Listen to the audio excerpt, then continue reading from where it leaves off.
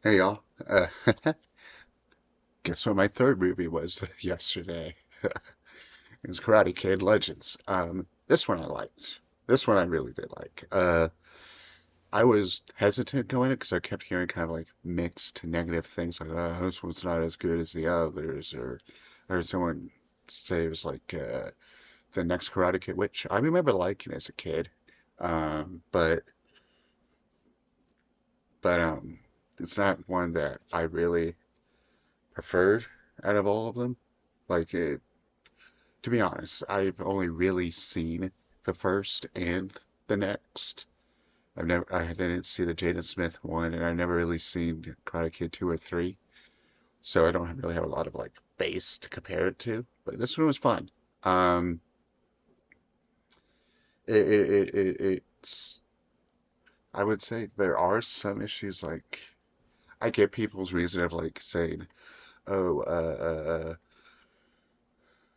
Jackie Chan and I can only remember the character's name, not the actor. So hold on. I am sorry. Not much, yeah.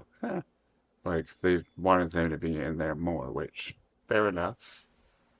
But I think they were in there long enough. Like, cause it's one of those things. Like, I don't want it to just be their story. Like, I also wanted to be the new kids. Like, especially if they were trying to set up a new series. And I also do get like it's not really tied with Cobra Kai, which I haven't watched either, but I've heard it's really good. And I can see why fans of that aren't like enthused because they expect like, oh, it's gonna be tied to the show, right? It's very, very, very lightly the very end. Um, but basically, it does follow a similar plot to the first one, where a kid moves to a different town. Well, this in this case from Beijing to New York, and he gets caught up with bullies and other things, and has to learn how to fight again. And like he already knows kung fu, but he learns Miyagi kung fu. Um, and I don't know, it's one of those other ones where it's really charming. Not only do you have Jackie Chan and uh, Ralph Macchio, but you have a couple other notable names. Um, Joshua Jackson is the pizza store owner, and the funny thing with him is I recognized him. I don't know where I recognized him from, but I recognized him. Where I recognized him from was the school, like the classroom scene in Scream 2. Yes, I have seen Scream 2 that much. Or I just have a good memory with that stuff. To be like, oh yeah, it's that guy from one scene in one movie. Um,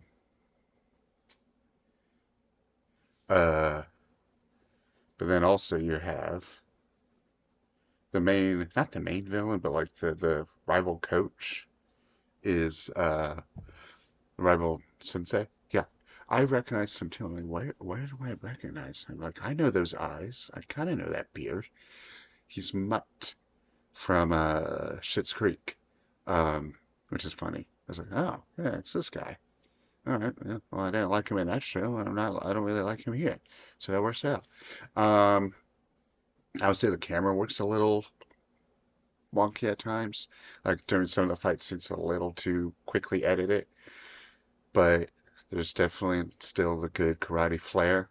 Um, I think that's my biggest gripe is just that, but like, it's a shame that it's not doing well. I definitely say go see it, even if you're like if you're a diehard fan or not. Like it may work better if you're not. I'm not 100% on that one, but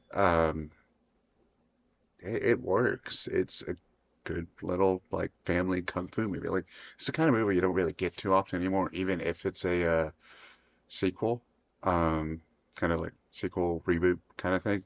But like you don't really just get those like fun for the whole family kind of movies anymore.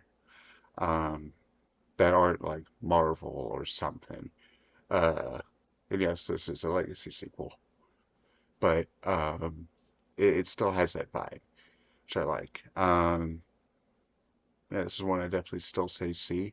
I actually I do want to see more from especially the main kid. I do want to see more from this version of the series.